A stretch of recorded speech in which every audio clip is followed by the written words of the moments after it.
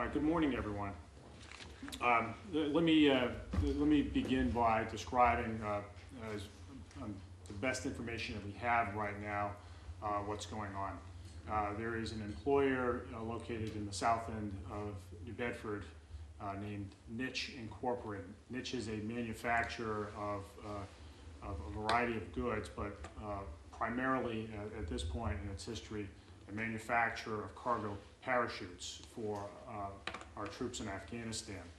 At the site where they conduct the manufacturing, which is located in the former Berkshire Hathaway mills, they have employed at times up to 950 people, at times in the last couple of years. We, the city of New Bedford, as well as other government agencies, received information that earlier this week, that there was a large layoff being done at the plant. We do not have at this point an exact number, but based on the best information that we have at this point, it appears that approximately 400 individuals are being laid off. As best we know, the wage of these individuals ranges from approximately $8 to $9.50 an hour. Many of these people live in the city of New Bedford, others live elsewhere. Today I convened a meeting upstairs to address the situation. The goal of this meeting is fairly simple. It is to support those employees and their families in this time of need. Layoffs like this have happened in our city before. We are very familiar with the kind of displacement and disruption in people's lives that result from these kinds of layoffs. We want to make sure that we are doing everything we possibly can to support families who are going through this right now. And so what we've done this morning is convene a group of individuals, many of whom you see here, that represent different components of government at all levels, local, state, and federal. They include elected officials like Brian Gomes and Mark Montigny, as well as elected representatives of our federal delegation, Senators Kerry and Brown and Representative Barney Frank. The meeting consisted of the following. What I want to do in short order is figure out what the needs are. And the starting point for that is to get a list of the employees that have been laid off. Up to this point, we have not received adequate information from the employer, Niche Manufacturing. What we need specifically is a list of individuals who have been laid off and their contact information, so that the likes of many of the nonprofits who are here, Catholic Social Services, you'll hear from Arlene Macrame in a moment, as well as others, can begin the outreach to individuals so that they can get plugged into the services they need. So it is vitally important that we come up with this information. My office has pressed the owner of the business to make sure that we get that information. We're here with George Noel, who's heading up the state's rapid response team, whom you'll hear from in a moment. He has continued to press the employer for that information. As soon as we get that information, the next step will be to convene a meeting in which we will have all these arms of government and the nonprofit sector offering their services to the group that has been laid off. That's the next step. We want to make sure that happens as soon as possible. I mean, there are many needs after all. There are basic needs of employment, of retraining, of food, of clothing, school-related services. So we stand ready today to act, and we need that information to go forward, and we will do so with all deliberate speed. Let me mention a couple things. I will call up individuals who, some of the elected officials, as well as agency component representatives, as well as some of the nonprofit representatives, to give some more detail about what they will offer. Let me offer two bits of information that might prove useful to those who might be watching this on television or reading about it in the newspaper. If you have been displaced, there are two numbers that you should know about. The first is the number for Catholic Social Services. The number for Catholic Social Services is 508-997-7337. The other is for the Career Center here in New Bedford, and that is 508-990-4000. Again, the short-term goal here is to take care of the families that have been displaced. The longer-term goal is to make sure that the jobs that have been lost here, that are funded by government contracts, remain in New Bedford, and we're working on that through our federal delegation to see that that happens. With that, let me call upon Senator Montigny for his comments. Thank you, Mayor. I don't know that there's much to add. First, I do thank you for taking the lead. It's unfortunate when a local employer has a federal contract and chooses not to inform the mayor and the unemployment agencies and others who can help to make this a much smoother process. It means that the mayor and the resources of the federal, state, and local government have to work harder with less information. The good news is that we've got an incredible social safety net in this community with some experience in this. Again, sad that we're sitting here without numbers, without names and phone numbers, and without an actual on-site process. And I stress this because when you pay someone the minimum wage, sadly, the safety net breaks very quickly.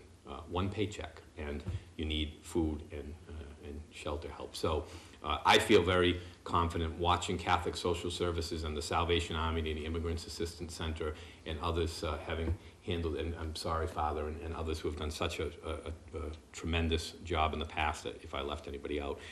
997-7337, it's important that that number be produced because it's wonderful that we have state resources. I appreciate George's leadership. We can work with people on unemployment insurance. We can work with people on retraining and job placement. That's all great, but if your social safety net ends on Friday and you have to feed your family on Saturday and Sunday, it's the social service agencies that are actually more necessary today and for the urgency. So I'll close there again, just thanking the mayor and the council and the different agencies. I felt a lot better at the end of the meeting than I did in the beginning, but the sad news is it's not only layoffs, it's layoffs by an employer who didn't take the time and energy to notify people properly. It would have made the job a lot easier. Thank you. Thank you, Senator. Representative Tony Cabral. Thank you, Mayor. I just wanted to emphasize basically what the mayor actually said. The importance here is, the immediate importance is to really make sure the safety net is in place for those families. And we have a great network through the Immigrants Assistance Center, through the CDC and the Catholic Social Services. And they do have a center of workers in the South End that has done tremendous work in working with some of these families. So I think that's the immediate need, the immediate action. And I think the mayor put out the numbers, the two important numbers. And then we have the Career Center in the state that will move in to begin to process unemployment and training and all the other things that goes along with that. The other important aspect of this is what the mayor mentioned as well, which is making sure we secure the jobs for New Bedford. Make sure we work with the federal delegation, Senator Kerry and Brown and Congressman Frank, to make sure that we know where these contracts are in the process, and make sure we secure those for New Bedford so we can continue to employ families and offer jobs in this community. So I think and I know that work begun already, and I know, and I want to thank the mayor for his lead as well, in making sure that he brought all the players and all the stakeholders together so we can really start this process. So thank you very much. Thank you. City Councilor Brian Gomes.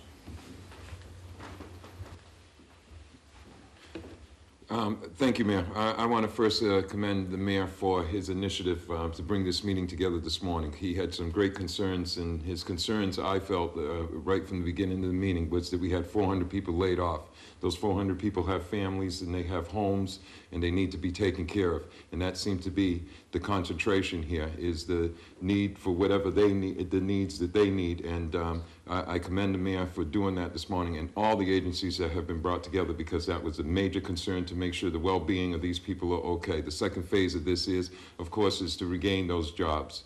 on the city council level, through the president of the city council, myself and my colleagues, we have fired off letters already to our federal delegation asking them to step up the efforts to watch these contracts that may be pending or whatever, and to make sure that them jobs stay here in the city of New Bedford. And I appreciate the opportunity, Mayor, and again, I appreciate what you have done this morning, because it's about the people, and that was your greatest concern, and that's a standout to this council. I know I can speak on behalf of my colleagues, is the concern of those peoples and their well-being. And we'll do what we have to do to follow your lead and to make sure that them jobs are kept here in the city and that those people are taken care of. Thank you very much for the opportunity. All right. Thank you, Councilor Gomes. Let me call up Arlene Macrame from Catholic Social Services to add some detail about what Catholic Social Services can do for some of the families that we've been talking about. Arlene? Thank you, Mr. Mayor. I too would like to thank the mayor. It certainly makes our jobs a lot easier when we're all sitting in the same room and we're able to set out a plan that will initiate our actions on behalf of those affected by this raid. Everyone has a phone number. What we intended to do originally was to locate additional food in one site, but after being at the meeting, we decided that we will do differently.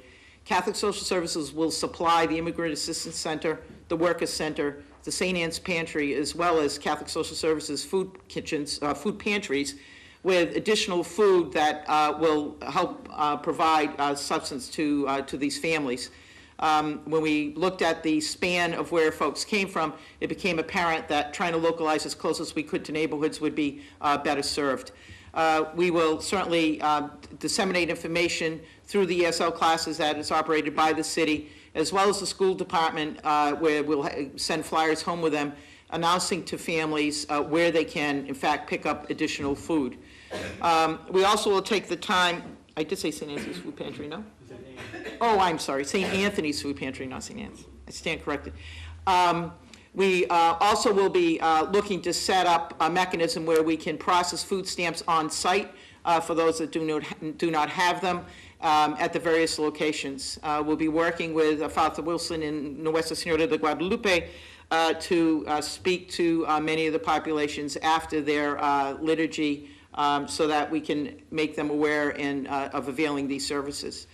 Also, the pitch comes at adding 400 additional folks to anyone's food pantry is an astronomical task. So we would look and hope that the community will support this effort, enabling us to be able to purchase all this additional food, which we will purchase, and to be able to supply the other food pantries for this particularly unique need. Also, if the community is aware of someone affected by this shades of the past, of this layoff that has not been reached, please feel free to use the phone number. We will serve as the central point to disseminate folks for the services they need. And so the number again is 508-997-7337. Thank you. Great, thanks, Arlene. Let me call upon George Newell from the State Rapid Response Team to describe what his agency is prepared to do. George? Thank you, Mr. Mayor. And at the risk of sounding redundant, I do too want to thank the mayor for his great leadership in this endeavor. Governor Patrick and Secretary Goldstein, the state Commonwealth stands ready to help these workers and provide all services that we can. The State Rapid Response Team will attempt to meet with these workers and provide intense reemployment services, working with our partners at the career centers and also the local community-based organizations. The mayor made it clear if we're going to be successful, this is going to be a team effort, and we stand ready to be on the team and do our best. Thank you, Mr. Mayor. All right, thank you, George. Let me call upon Len Coriarty from the Workforce Investment Board to describe what the WIP scroll will be here. Thank you, Mayor, and thank you for your leadership on this. Very encouraged after participating in the meeting a few minutes ago to see everyone in the room coming together, putting together a plan so that we could all do our part to help people with whatever their need is. Our role will be in working with the people that have been affected by the layoff through the Career Center and working with the state rapid response partners to assess what their needs are to get them back to work, with a main focus on education and training. And we encourage people to come to the Career Center. As we get a handle on what those needs are, we will be requesting more money from the state as well as the federal government if necessary. We have the assurances from the state delegation that they will support the dedicated funds to provide the services to this population. So thank you again, and if you have any questions, sir. Thanks. Does anybody else want to join in? Terry or Inez? Or, okay. All right, thank you. I'm prepared to take questions. Mayor, how do you think this will affect New Bedford's economy and the recovery that everybody's looking for? Well, obviously, layoffs are never welcome. You know, the more people who are employed, the more that people spend, the more people can do all the things they want to do, the bigger the boost to our economy. You know, our economic development efforts are very focused right now. We are focusing on especially our primary assets, which is involves our waterfront for the most part. So we've got things like the South Terminal project, which would be a staging area for wind farms for the next 50 years. That project is well on track right now. We're working hard with the state to make that happen, so that holds out a lot of promise. It's in the same area as these mills, as this employer. So whereas we have layoffs in that part of our city, there's a lot of positive economic momentum going on there too. We continue to work hard through our Economic Development Council as well as the Greater New Bedford Industrial Foundation to attract employers to New Bedford. And we've gotten a lot of momentum. Many employers want to take more risk now that we're starting to come out of the recession. So, you know, this is one employer that's run into some hard time, in part for predictable reasons. We have a war in Afghanistan that is beginning to wind down, so all DoD orders that relate to that war are going to shrink over a certain period of time. So in part, this is not unpredictable. It's just, you know, it's never welcome news. But we've got a lot of good stuff going on here in Bedford. And you talked about not having a warning that this was coming. Is this does the government, do they normally? I mean, the company didn't allow. Is it protocol for them to tell the city? Is that something that usually happens when layoffs? Well, it's appropriate. So there's no legal requirement that they inform the city. But look, you know, we're gathered here today to make sure that we mitigate all the displacement that's associated with a large layoff, and we can do our job a lot better the longer we know ahead of time that it's going to happen. So. You know, we didn't get that warning, and we're dealing with the information that we have. We're seeking new information so that we can better address the situation. Is it upsetting, concerning? What? Well, we're playing the hand we're dealt right now, and so we need more information, and we're going to continue to press for that. Mayor, well, it hasn't been said, but these folks are, I would think for the most part, immigrant workers. They very rarely associate with government agencies. So what are we going to do to make sure that you make those contacts? And maybe Father Wilson or Arlene could answer that question. But what are we going to do to make sure that these people, frankly, step forward? They don't usually do that. So you hit the nail on the head. That is a real sensitivity. And you know, our job here is to take care of families regardless of, you know, where they're from.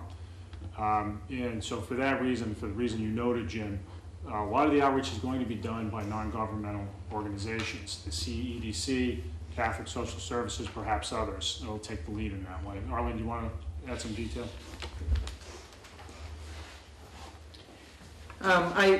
We'll move into the mode that we did actually after the Bianca raid, because while this is not a raid, certainly we're faced with the same numbers that we had, or close to the same numbers or more than we had during that time. So we have fairly good experience in bringing ourselves together, and we will meet to make sure that we're not falling over each other and that we have a good handle on the list and that we're reaching out to those we should. We'll use institutional vehicles for folks that have kids.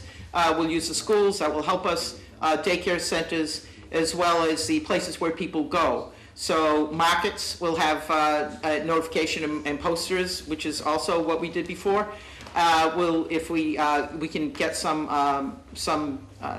comments onto the Spanish and the Portuguese radio stations, which we will also do. And I think you need to remember that the forums that we've used to reach out here in terms of food are places where people go anyhow. So we're not creating a new avenue. We're trying to enhance the avenue that we have, particularly around food. And when it comes around the needs for financial assistance, they typically in the past have used Catholic Social Services. That's one of our primary works, is sustainability and to prevent homelessness no matter what. And so that avenue too will be used. So I'm pretty confident that our prior experience has taught us well, and that we work together well. We're very fortunate in this community that we all support each other. And we also will look toward the Community Foundation, which was a big player with us in the past to help us in that effort. Good. Thanks, Arlene. Let me give out one other number for the Career Center.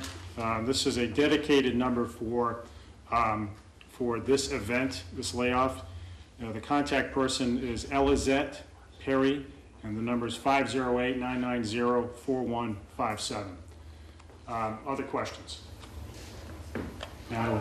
How optimistic are you about getting those orders, given the sort of general environment of the cuts? Well, that's, I mean, the orders that are supposedly in the queue for this company. Yeah, I mean, are you confident? Yeah, well, I can be hopeful like everyone else, but I don't have any information to add about the likelihood of those orders coming through. Anyone else? Mayor, have you had any feedback from, excuse me, members of the community or the working public about the initiative you're taking to support these folks? I haven't had any direct feedback. I mean, this has been evolving over the last few days. Yeah, but I'm certainly willing to receive that feedback. If there's a way we can do what we're doing better, then I'm perfectly willing to hear that. I've heard that Joseph Food is hiring. Are there other places that are places that people should be looking for employment? Well, the best place is the Career Center, rather than shopping around. People are certainly free to shop around for positions and with any of our employers, but they should go to the Career Center and refer to those numbers that I mentioned earlier. Senator Menard, did you want to say something? Yeah, I'm working at Bristol Community College, and You could come up here. Oh, okay. Well, I'm in with my family here again. We're at Bristol Community College, and we're working with the Career Center. Unfortunately, as I told the mayor, we've been through this before in Fall River with A.J. Wright. About the same number of people. I think about the same status in terms of their employment. We're very willing to start with other things that will prepare. Once we get over the initial food and shelter and clothing and those kinds of things, that we can prepare them for different kinds of positions that may be similar but require different skills. Language skills, different kinds of training. We're here, we're in New Bedford, we're ready and willing to go, so we want to be part of this team. Thank you. Thank you, Mayor, for asking us to be. Thank you very much. Other questions? Okay, thank you very much.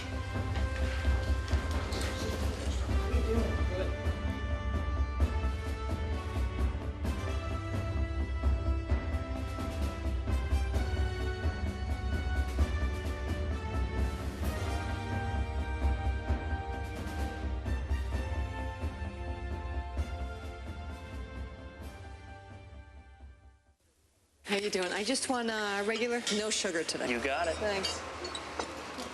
Hello. Hi. Did you eat that whole thing today? Yeah. Yeah. Hi, how you doing? She's getting big, huh? Good. Yeah, she is big. Hey, haircut. Yeah. Yeah, looks cute. Well, let's go. Nice to see you. Thanks a lot. If only child abuse were this easy to recognize. If you even suspect abuse, call 1-800-4-A-CHILD. All calls are anonymous and confidential. Trust your instincts.